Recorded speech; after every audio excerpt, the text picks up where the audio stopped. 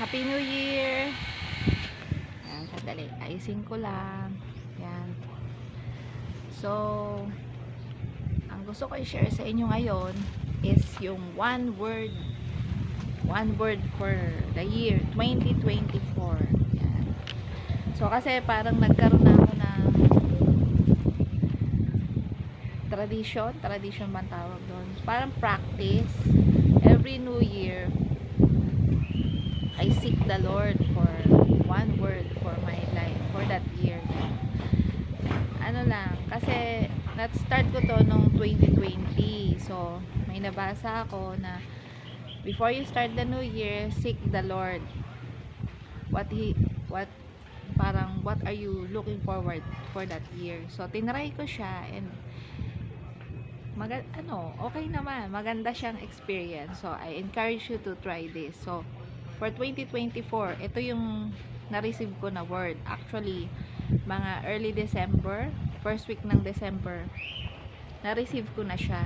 Hindi pa ako nagpe-pray. Biglang narinig ko yung whisper na I believe it's from the Holy Spirit, eternal. Galing nga eh. Sabi ko, Lord. So, hindi ko naman agad siya.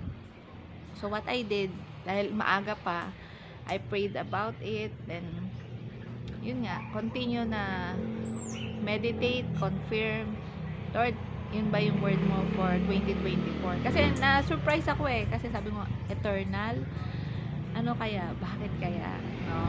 So, yun yung amazing din doon sa practice na yun. It builds up faith for the year, kasi sometimes, yung mamaya, ikukwento ko sa inyo yung mga na-receive ko na words nung mga other years. Parang,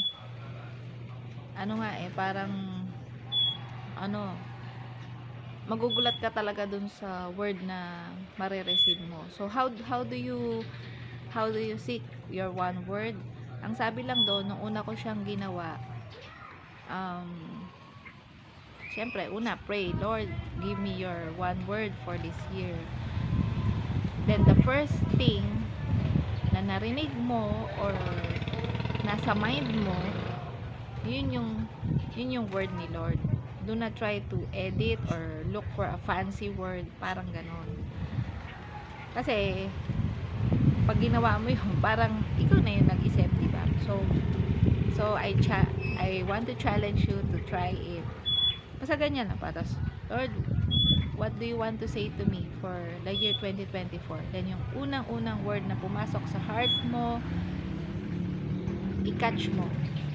Then after that, pwede mo rin siyang i-pray palalo, i-meditate mo, Lord, ito ba, tama ba yung word? So, parang magbibilib ka lang talaga eh. So ito na nga, yung eternal. So, ang nangyari, after that, na-receive ko yon. So, yung mga succeeding days, sinik ko, Lord, talaga ba yun na yung word mo sa akin?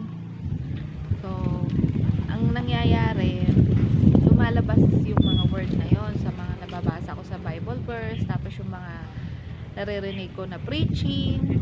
Maraming ways si Lord para mag-speak sa atin. So, yun nga. Minsan sa ibang tao, biglang lalabas yung word na yun. So, tinatake note ko lang siya na, uy, ayun na naman yung word. Ayun na naman yung word mo, Lord. Tapos, may nag-seek din ako sa Bible. Ganon. So, tinignan ko, ano ba yung mga Bible verses na may word na eternal. So, I just listed it down. I listed them. So, wala pa. Hindi ko pa talaga mag-grasp. Then, nung New Year, ang galing eh.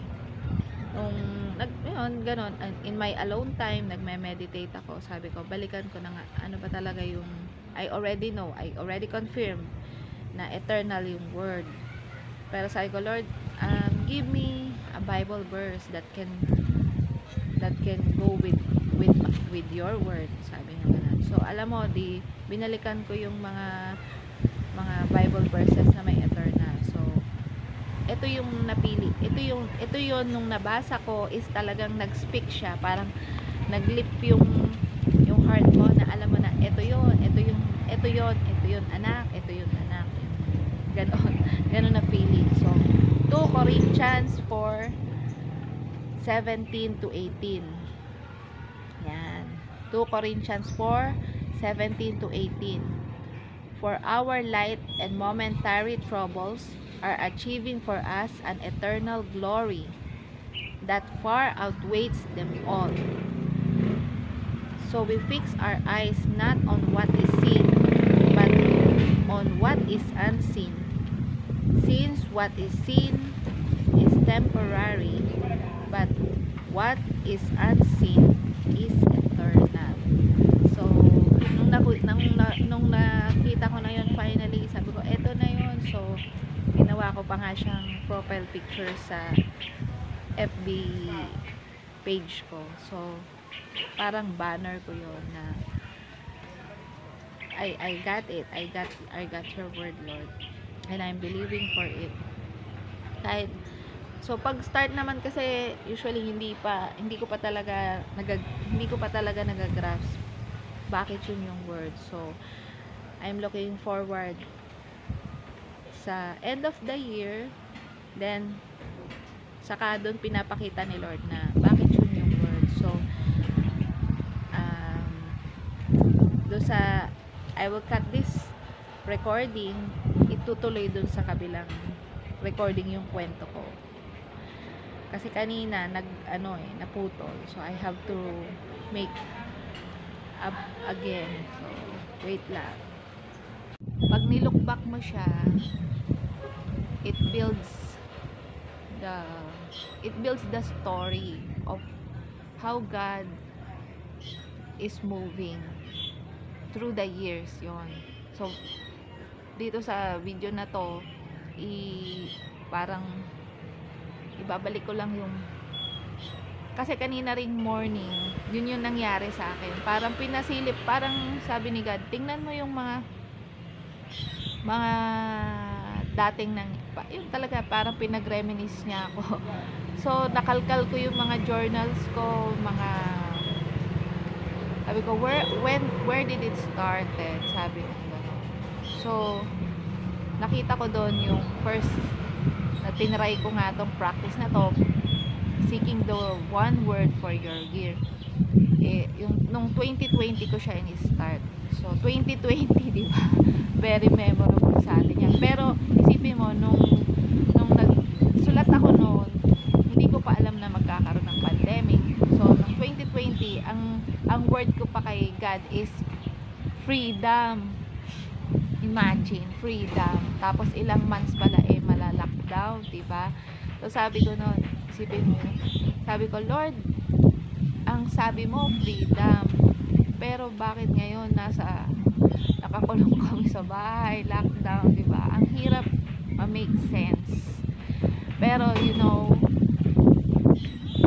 ang galing. Ito ay not freedom physically, pero I believe God freed me from a lot of things, katulad nun, yung pagde-depend mo doon sa world, sa how it satisfies you, freedom from people, freedom from the expectations.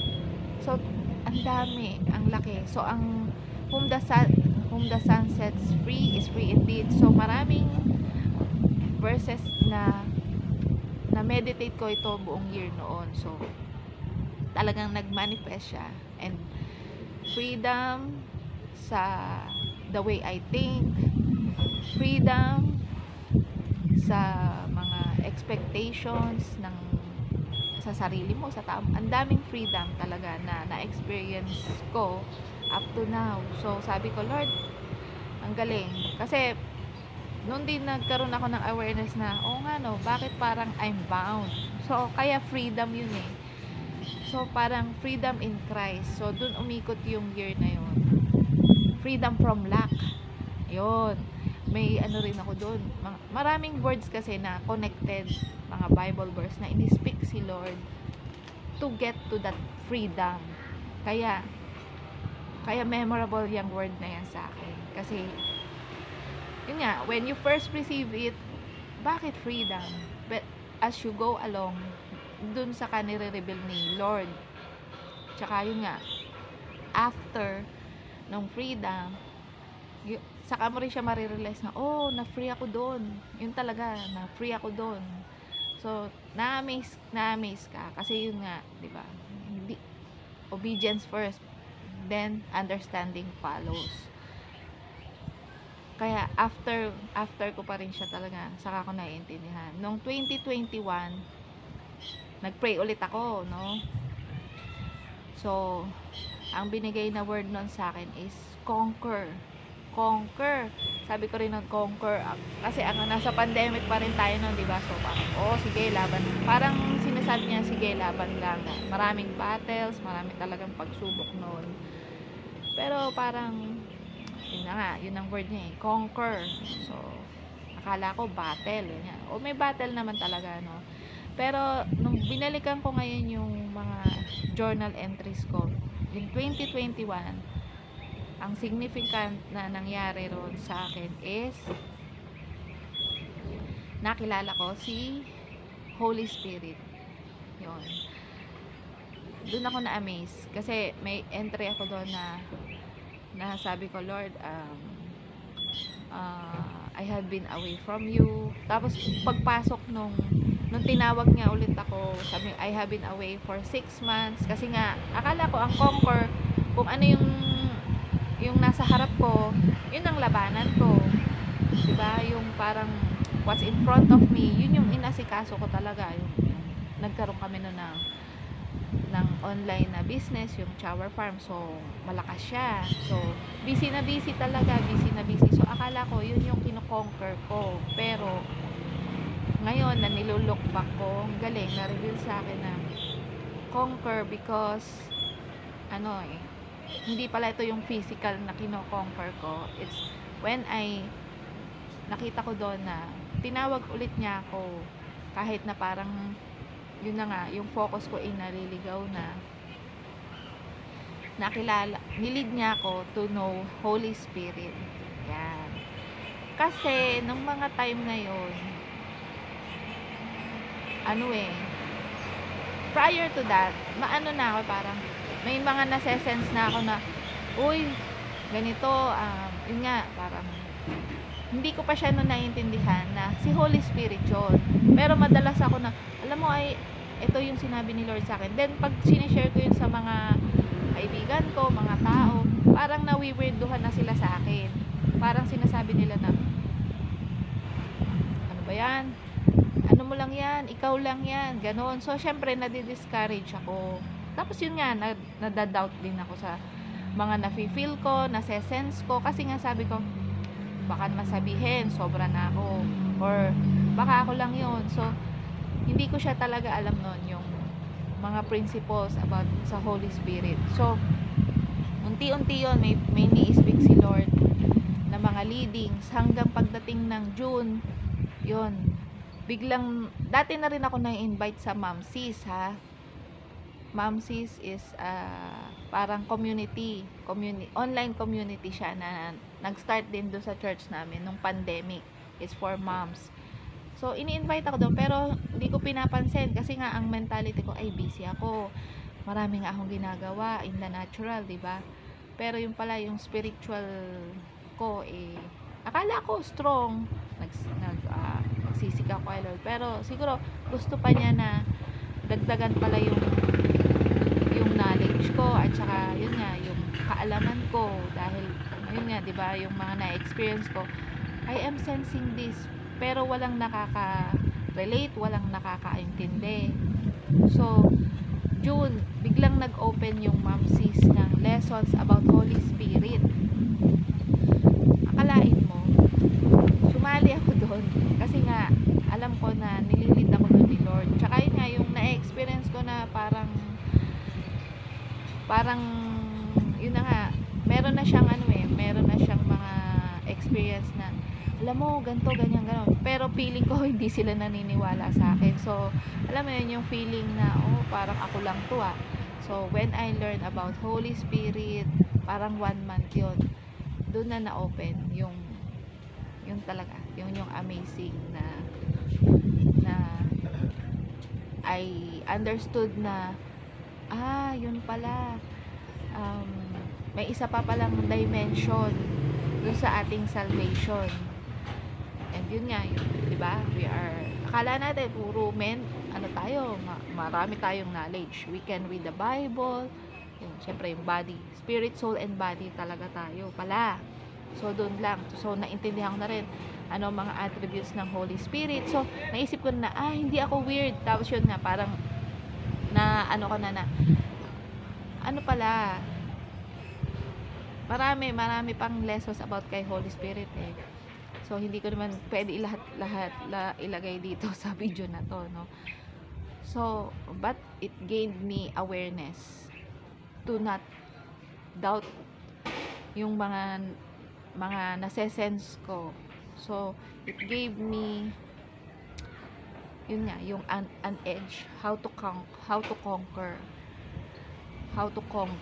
So, diba, if you know the Holy Spirit, parang marami na talaga ikaw mako-conquer ng mga battles inside of you in the spirit realm. So, iba na yung labanan. In the spirit realm na. Hindi na siya physical. So, ang galing. So, I continued to learn during 2021. Pagdating ng 2022, so, 2022, ang na-receive ko na word ay order. Yan, order. Sabi ko, order. Akala ko order sa mga items na binebenta ko. So, sabi ko, natuwa ako nung unang ko, yes, Lord, thank you for that. Iniisip ko kasi provision, di ba? Order. Akala ko yun yung ibig sabihin niya ng order. Pero alam mo ba, nung year na yon, biglang yung mga kasama ko dun sa aming small business, iniwan ako. Hindi man iniwan, nagpaalam sila sa akin na we cannot join anymore. Early in the year yan na March, tandang-tanda ko. So, sabi ko, I was really down. Pero yun nga, alam mo, yung grace ni God, sabi ko, sige Lord, order. So, di ba, parang, ano mangyayari ngayon yung mga order na akala ko order na mga items. Hindi pala. So,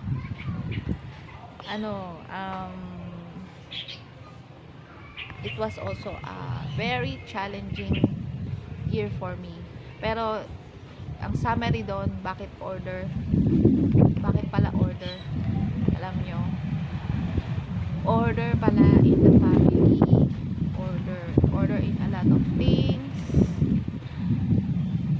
at saka yung year na yon, order na save yung buong family ko.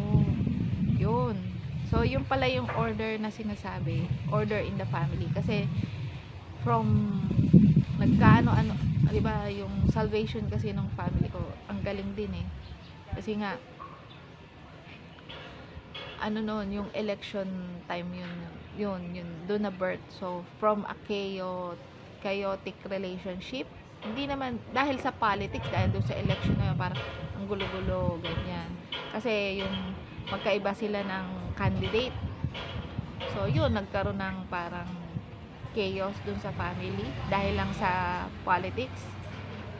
So, from that chaos, yung palang order na dadalhin ni Lord is that year, lahat ng family members namin ay mapupunta sa church at they will get to know Jesus.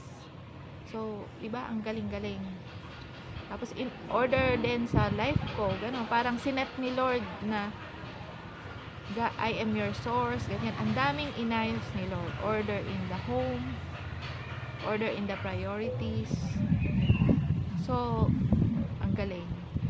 Tapos, 2023, ang binigay na word ni Lord is humble. Talaga yun eh. Sabi ko nga, bakit yun? Hindi ko pa nga rin talaga agad. Pag kasi nare-receive ko, hindi ko talaga siya agad naiintindihan. After pa. So, humble. Sabi ko, bakit yun, Lord? Yung pala,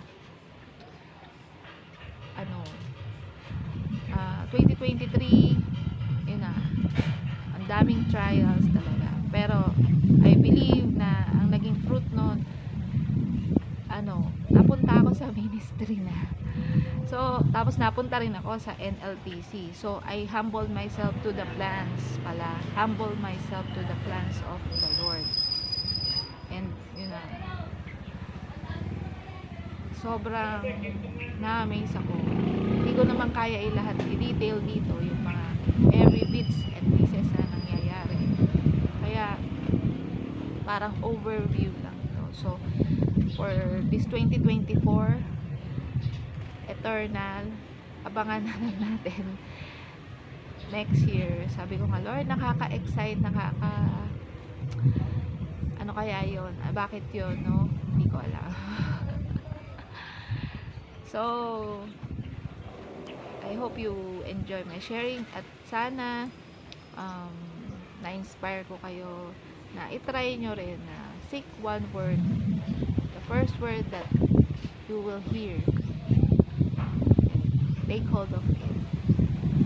So, di ba sa church naman meron tayong mga corporate na words or themes for the year. Pero iba pa rin ako, I also adhere to the corporate word. Pero yun nga, iba rin yung naging impact sa akin ng personal na one word sa journey ko. Tapos, ito yun, isa sa mga journals ko. Kanina habang nagkakalkal, may nakita ako na isang journal entry na na-amaze ako ng mga, sabi ko nga, pag binasa ko to lahat, hindi na ako matatapos. Kasi nakakatuwang balikan. So, that's why I also encourage you to start your journal. And ito yung entry. Ito na yung entry nung December 5, 2019. Ayan. So, ang title na nilagay ko, From Glory to Glory, From Strength to Strength.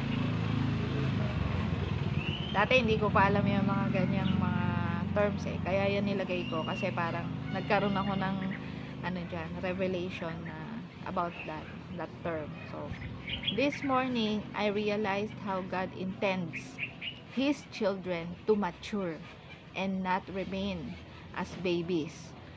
I look back to the time when I was newly saved and can really feel the rush and passion of a new believer. And yet, through the years, I saw how God has matured my faith.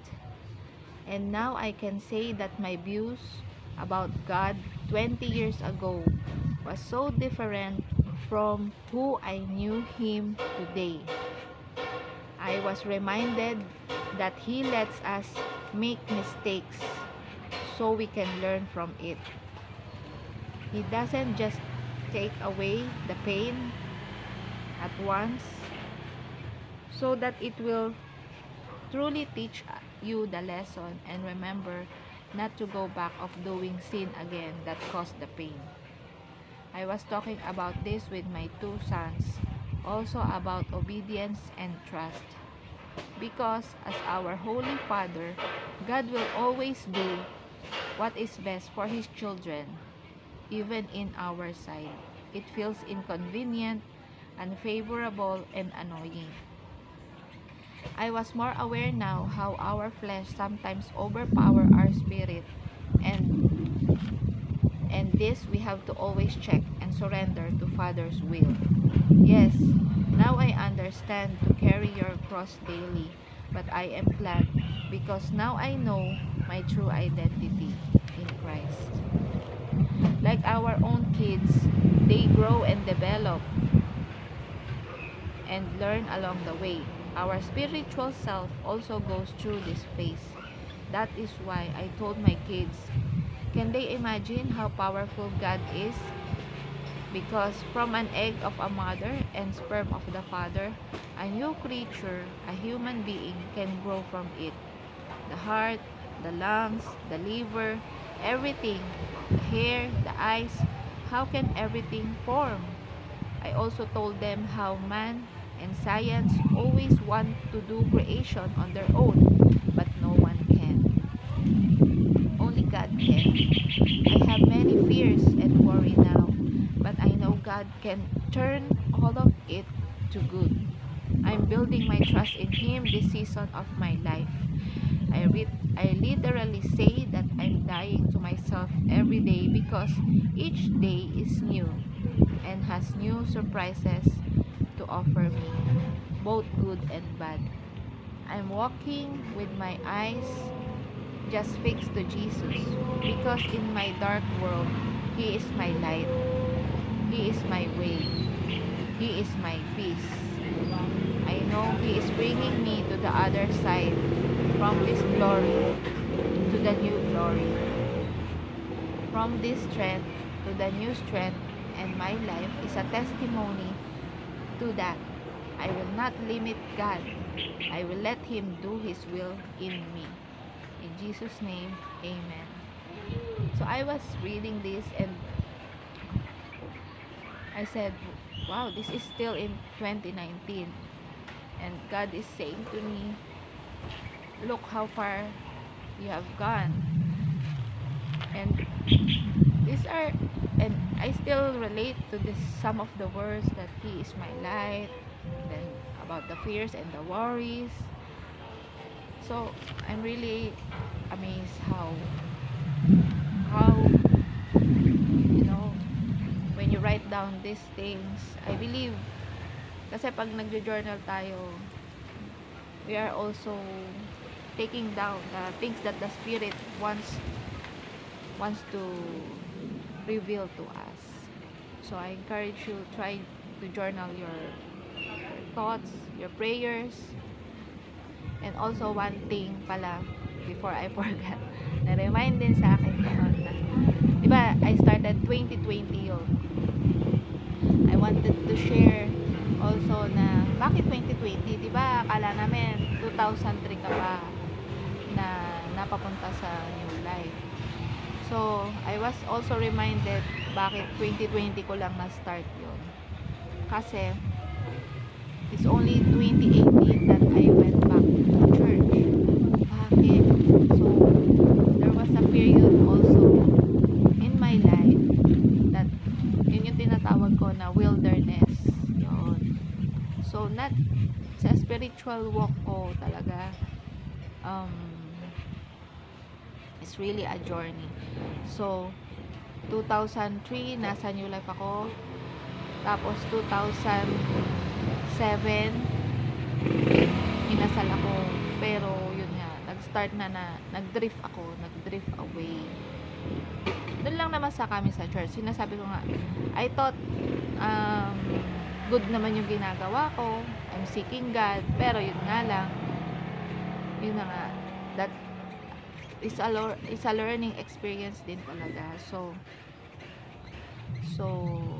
it reminds me that I have to treasure yung salvation, yung relationship with God and His people, relationship sa church, yun. Kasi nga, the world can easily pull us back if we're not careful. So yun, 2007, alam mo, nakabalik lang ako sa church 2018, so about 11 years sa wilderness. Pero sabi ko nga, Lord, I still praise you, I still thank you for that time, because lahat naman nga ginagamit ni Lord sa purposes niya, diba? So I can, dun sa wilderness na yun, talagang na build up yung hunger, and build up talaga yung hunger and thirst ko sa Kanya. Tapos when I went back, kaya gano'n, parang sa sobrang sobrang on fire, sobrang bold ka, ganyan. Kasi nga na-experience mo yung wilderness na parang you know, yung ibang-iba siya, ibang-iba talaga. So gano'n din, it builds up to me yung humble na spirit, kasi nga ano eh, yun nga, makaka-relate ako doon sa mga believers na halimbawa nagde-drift away sila or bumabalik sila doon sa world. So, yun yung mga past na mga lessons ko na yun yung pinapakinggan ko. So, sabi ko, Lord, talagang everything that happens in our life, it's already written in your book. Your plan for us is really good, it's really perfect. Laging may lessons. So, ganun tayo kamahal ni Lord.